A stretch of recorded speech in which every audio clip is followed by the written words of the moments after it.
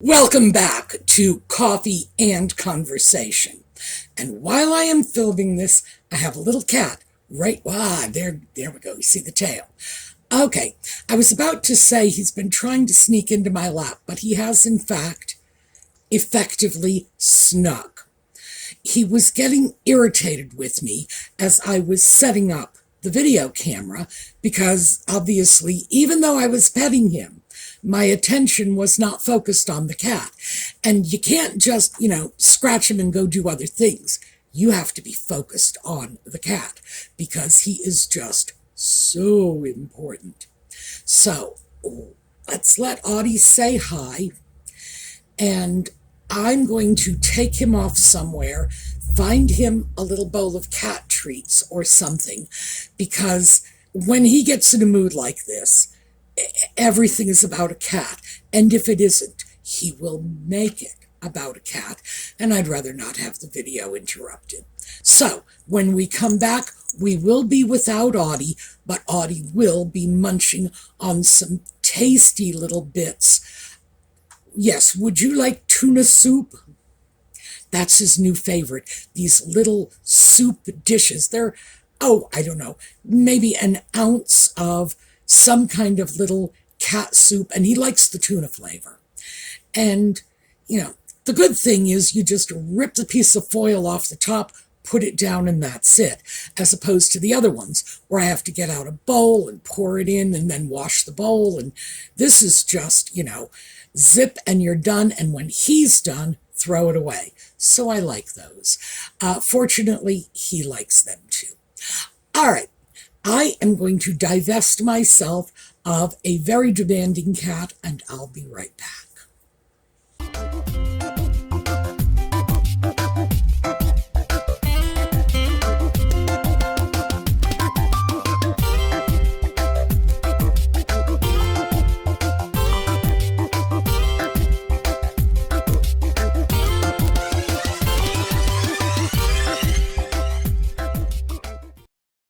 So, back with my coffee, and Audie has been relocated elsewhere. Now, this is, in fact, the fourth time I've started this video because Audie has been very high need and he's been jumping all over me. And it's not so much that he jumps all over me, but when he does that, he sort of derails my train of thought. And then I'm like, wait, where was I? And I got to start all over again. So very quickly, this is the little treat. It's called Lil Soups in this cute little plastic tub.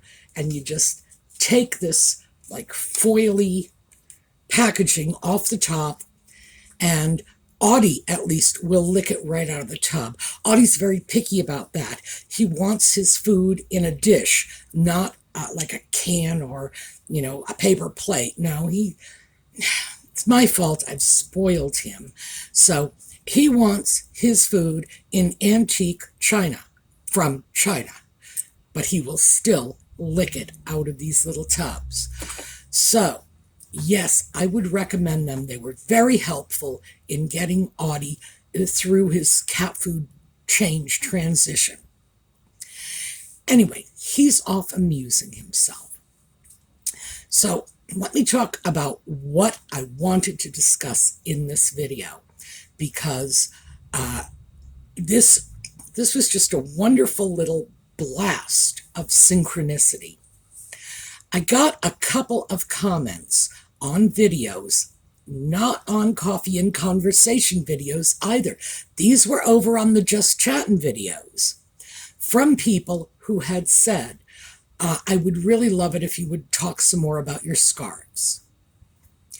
And at the same time, and here's where the synchronicity comes in, one of our viewers had gotten in touch with me and said her mother had a scarf collection. Her mother has passed. She would like to send some scarves to me. Well, I said, yes, thank you. I would love to take them, but here's the caveat. Whenever anybody sends me anything, I always make sure they understand that I can't necessarily keep everything, people give me. I'd love it if I could, and if I lived off in the Playboy Mansion somewhere with 76 rooms I could devote to scarves and shoes and teacups and whatever, sure. But that's not my lifestyle.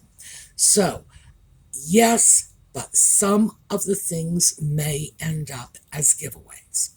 Because like I say, I just can't keep everything people would like to send. I am so grateful for the thought, but in practice, I would become a hoarder in no time. So, this viewer, her name is Elizabeth, sent me some scarves from her late mother's collection, more than 24, because in fact, I took out a few that I decided I would hold on to, and that still left another 24 for giveaway items. So I thought this is a good time to talk about scarves. We can talk about the giveaway. We can talk about, taking care of scarves. And so, oh, by the way, this is one from Elizabeth's mom that I decided I was keeping. It's a very beautiful piece. It's Hermes. It was originally released in the early 1960s. I cannot recall if it was 63 or 65, but it was early 60s and has been reissued over the intervening years on a couple of occasions. So obviously that means it's been a popular pattern throughout the second half of the 20th century. The interesting thing about this is the name. Most of the Hermes scarves have French names. This one means transformer cars. So I love it because, Transformers, those little cars that turn into robots, or I think that's what they do. There was a movie about them, and the little children like to play with them. So let's just hope I'm at least in the ballpark with that pathetic description. But they did not come out in the 60s. They came out much later. So I don't think Hermes was borrowing the name from the toys. In fact, it may be the toys borrowed the name from Hermes. Anyway, this is a lovely piece, and because the feel of the scarf indicates that it's probably older silk, I had this wonderful little fantasy going in my head when I was looking at this. I wonder if this was one of Elizabeth's mom's earlier pieces. Gee, maybe it was a favorite. And I decided to hold on to it for the sake of sentiment, because it is something that I imagine she did have kicking around in her collection for a while. So, yeah, this one is staying. But since many more of them need to find homes as part of the giveaways, and because they were stored for a long period of time, and as we all know, any clothing item that is stored for a while is very likely to pick up odd little odors, and that's inappropriate for a giveaway. You don't give someone something and say, well, it has an odd little storage odor. No. So I need to deal with that before they go out for the giveaways. And I thought we would talk about how I deal with cleaning these scarves, because there are scarves in my collection that, even though I didn't pay a boatload of money for them, somebody else has. And you don't just grab a scarf that is retailing for $2,500 and throw it in the wash with, a little bit of Tide, a little bit of Downy, and the bed sheets. No, it's very different. So I thought I would talk about how I deal with it. And I do wash my own scarves. I will only send something out to a dry cleaner if there's a problem, like if there's a stain that I can't get out. I do have a good dry cleaner locally. I'm very fortunate. And he's worked on vintage fabrics before with great success. But still, I'm always a little concerned that the dry cleaner is not going to be as persnickety about the cleaning as I will be. So a piece like this, and I can tell you because this one was just washed day before yesterday, something like this. What I do is I grab a large stoneware bowl. This is like a large, I think it was a bean pot or something. It's a large crockery bowl. Stick it in the kitchen sink, throw some water in, and I often will use, if this is something I feel might be dirty, I will use my dishwashing liquid, Dawn. Dawn is a great cleaner of everything. It is gentle enough for fine fabrics, but it's a wonderful grease cutter. It's absolutely strong enough to handle any greasy stains. So Dawn's always my fallback position. It's readily available and it's cheap. In the case of this, though, all I really needed to do was sort of diffuse that storage smell. And there were a couple little spots that I wanted to see if I could remove. So, goes into the cleaning, the bowl with the cool water, and I could have used warm water with this, but no, I used cool because I'd never washed it before, and that's always the way I start off, is cool before I start experimenting. So in the bowl, and the reason for the bowl, by the way, is so that I can pick it up, take it out of the kitchen sink. If I want to throw dirty dishes in there or something, I can remove it and allow it to continue soaking. That's all. I just find that convenient. So into the bowl, the cleaner I used was a specialty cleaner I have for fine fabrics. It's something I picked up off Amazon, and I'm absolutely certain I've highlighted that in a video in the past. It's just happens to be what I use. I do not get any kickbacks from the company or anything. It's just a good, delicate cleaner for fine fabrics. So it goes in, and I just sort of scrunch it a little bit. What you don't want to do is you don't want to pick up two pieces of the fabric and scrub it as if, you're scrubbing on a washboard. Absolutely not. It's like, no. Just a little scrunching in the soapy water. And then when it's done, and I will usually let it soak for at least an hour or two. I want the water to do its job. I want the soap to do its job. Take it out, rinse it, and then with a scarf like this, I might dry it and I might iron it wet. It all depends. With this one, I dried it because I took it out of the bowl late at night and I was not planning to iron it before I went to bed.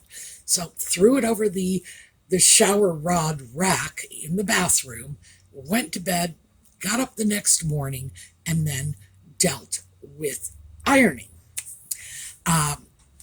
Piece of advice, and this is something I do specifically because of the designer Scarves.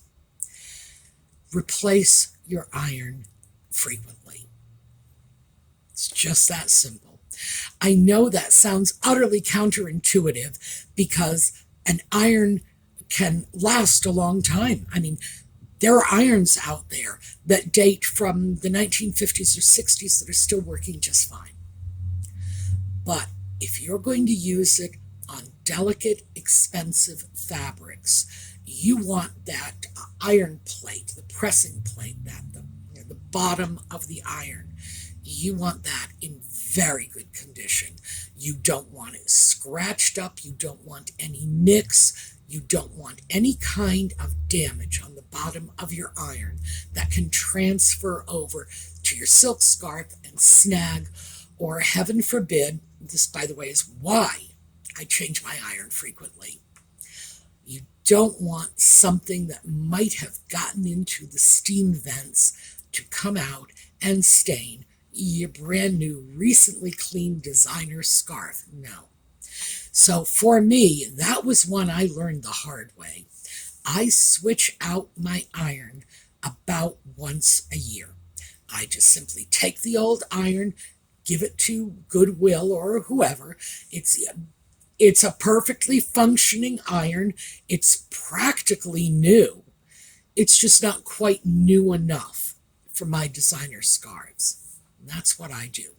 So that's just my one little bizarre caveat as far as, special equipment you might need for cleaning designer items. For me, it is absolutely a new iron with a pristine heating plate.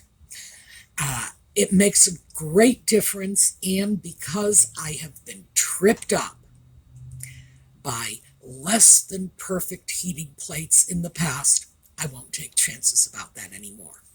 Anyway, sometimes with a piece like this, this is just, and it's a nice little scarf. Sometimes with a piece like this, I might simply press it wet. You can do that with silk. You wring most of the, well, you don't wring, you scrunch most of the water out of the piece, take it over to the ironing board, and in a minute or two, your scarf is dry and pressed. I think this is sort of 6 of one, half dozen of the other. I have never had a bad result from this. And in the case of this scarf, I had a special reason for wanting to do it that way, even though, as I say, I didn't. So the next day, I had to hit it with a spritz bottle. There were a couple of tiny spots on this, and the tiny spots were in this sort of off-white area. And here is my best, this is my best stain removing trick for scarves, for anything. Hydrogen peroxide. You can get that dirt cheap at a dollar store. My bottle of hydrogen peroxide has a little spray nozzle on it, which is so much more convenient than the old days when I had to pour it out of the giant bottle that had nothing but a screw cap. I know, where am I going with this? Hydrogen peroxide will take many, many stains out of clothing for you. For me, I got used, I'm going to show you this because as you can see, my nails are not very long. They're really not. But what they are is very thin and very sharp. I tend to just reach over to get my hair out of my face when I'm sleeping and scratch myself with my nails, and I will wake up in the morning and there will be little drops of blood here and there on the pillowcase because I've scratched. Or who knows, maybe Audie is actually sitting on my head scratching me. Who knows where it's coming from. But that's how I started using hydrogen peroxide as a stain remover. Spritz the little blood droplets with hydrogen peroxide, hit it with an iron, and they will disappear before your very eyes. A lot of other stains can be removed exactly the same way. A spritz of peroxide, hit it with an iron, the heat helps, and the stain will just disappear. The little spots on this did not completely disappear, but they lightened to the point where if I didn't know where they had been, I wouldn't know where they are now. I'm going to probably wait until the next time I would like to wash this and repeat the process to get rid of any of the residual spotting. But that is something you really need to take with you. You keep your laundry detergent, your bleach, and your fabric softener. Keep your little bottle of hydrogen peroxide with you. I learned about it as a blood stain remover, but over the years I've found it can remove all kinds of stains. I would be hesitant to do this without testing first on something that is a colored garment. But in this case, as I said, the spots were in the white area. With white, no problem at all. So that I am just throwing out as a quick little tip. But as I say, I did get the spots largely out to the point where, like I say, if I didn't know where they were, I wouldn't know where they were. And I think it may just need another, hydrogen peroxide and the iron treatment, but I'm going to wait because I don't need to worry about it. You can't see it anymore.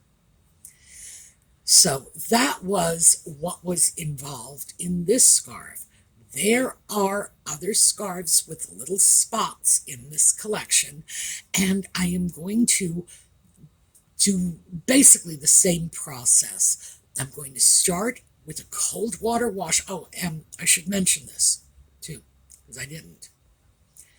Another reason I wash them in a bowl is I wash them one at a time. Even if you have an item that is reasonably color fast, in other words, you put it in water, the colors are not bleeding through the item. Sometimes some of these colors, especially the jewel tones, you pull your item out of your little bowl and you see nothing but blue or green or red water left behind. This is not a serious problem. In fact, I'd rather have the color left behind in my little bowl of cold water than go out, maybe in the rain with something like this and have the color dripping down the side of my face. So, yeah, you want to be mindful of that. I do each scarf one at a time. I do not double up, and no matter how much work it might be to do these, singly, knowing what the water has looked like when I have pulled some very high-end scarves out of a bowl of cold water. It's like, oh my goodness, I bet you could dye everything in your house just from this one little bowl of water. Having seen that, I will not take that chance. Absolutely not. So that's something that I'm also mindful of. It would be nice if I could do the first wash on a lot of these scarves, just to make sure the color is not leaching out all over the place. A lot of items that are, I want to say ostensibly color fast, aren't really, especially when you get into items, decorative items, scarves, other accessories, small items, when the coloring might be very, very vivid. And you don't want to leave that for somebody else to discover when they pick up their scarf with wet hands or something. No. So that is another good reason for making sure the scarves are clean before they're given away. For the most part, very easy. Just remember, cold water and salt. And anything that is even reasonably color fast will be okay. The other thing is, if you have any doubt, always test first. I wish I could say I do that. I don't anymore. Now I can usually tell just by the feel of the material what's going to happen when I throw it in water.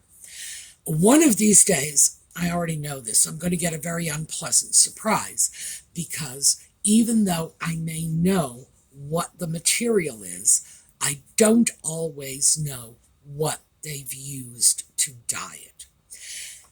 Anything that has been manufactured in the US, in Europe, Australia, because they are using the European conventions. Anything manufactured in these areas in the last, say, 20 or 30 years is probably going to be color safe. If you go back to the 40s or 50s, if you get items that were manufactured in Africa or Asia, your guess is as good as mine. So, just throwing that out. But I would encourage you to care for your items yourself, especially given the fact that sending them out to the dry cleaner could be enough to discourage you from ever buying the piece in the first place. And I love scarves. I think they are a fabulous way to add a blast of color, a little punch. I know you're looking at this one. This is not very colorful. I will admit that. Not very colorful. But I do use scarves as a way of throwing a little punch of color into my wardrobe. I would love to see you do the same.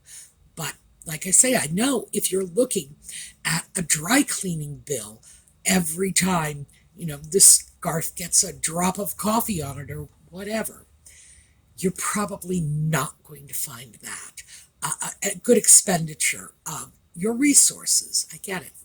Just remember, most of them can be hand washed if you're careful enough. So as we go on with this, I am going to start filming the washing, the ironing, etc. of these scarves for you. I don't think I'm going to do another dedicated video of nothing but, because you don't want to see me sit around washing a scarf. No, you don't. Well, no one would. But I will probably sneak a little of that into other videos, especially if I come across anything unusual, if I have a spot, for example, that I'm going to try to remove, I will absolutely show you what it is I'm doing and how I do it. So for now, 1, cold water. 2, Dawn dishwashing liquid. It's a good grease cutter. It's gentle, and it's my go-to for any fine fabric washing. I do have special detergents, but still, Dawn is always there, especially if I'm dealing with a stain that is not cooperative. All right, 3, the hydrogen peroxide. You would be amazed. By the way, if you've never done that before, if you've never had a fabric with a blood stain on it, get yourself a bottle of peroxide and an iron and watch. It will disappear before your very eyes. When I first saw that, I was just standing there like, oh, because I never expected it. Well, it works on all kinds of stains. I do think the stain has to be organic in nature, but whenever you're dealing with a vintage item, you have no idea what the stain is going to be. So you weren't around when it got stained in the first place. So I would always start off by assuming it's an organic stain first and start off that way, because you don't want to do anything that might damage your item. This is just, boy, silk, this is sliding all over me, isn't it? Yes, it is. Okay.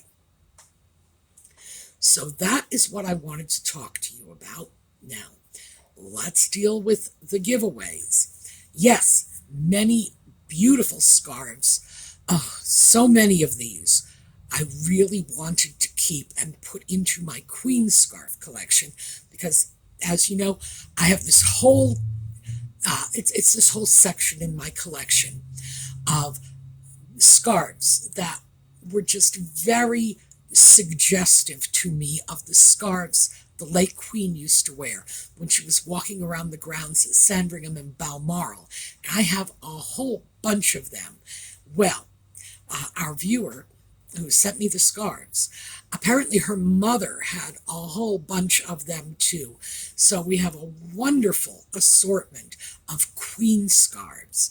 And those are going to be part of the giveaways. And remember, the giveaways are going through the Facebook page, Sue Me's Angels. And you've seen all of our ladies. I'm going to show them to you again. We were very fortunate in that we had already started doing the giveaways this way when it was just a little over a year ago, the scammers hit YouTube in the worst possible way. They were telling people, you want a prize, send me money. Well, no, that's not how the giveaways on this channel work. If you have to pay for it, it's not much of a prize, is it? So on this channel, we'll talk about the giveaways, but you need to go over to the Facebook page, which can be very rigorously controlled by our 4 angels who are over there. And it's your guarantee that no one is taking advantage of you. They are not going to ask you for money. In fact, if anybody does ask you for money, they are going to be the first to tell you to report that person and don't give them a penny, because that's just not how our giveaways work. So because of the scammers, we sort of disconnected the giveaways from the holidays. So we used to do giveaways around the holidays. We're just doing giveaways now.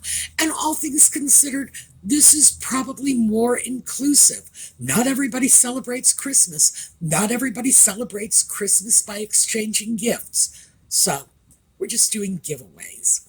And at least 2 dozen of these gorgeous scarves are going to be given out through the gosh, I just drew a blank. Sue Me's Angels Facebook page. That's where you need to go. And the ladies will make it fun. They'll give you little contests or play little games, but they do make it entertaining and amusing for you. So, this is where we are on the scarves. We will continue to feature this ongoing. I'm going to make sure you get a good look at all of the scarves as I'm cleaning them, as they are being prepped for the giveaways. And that'll be a good opportunity to just look at something and say, well, I'm going over for the giveaway because I like that scarf. All right, that is what I have for you today.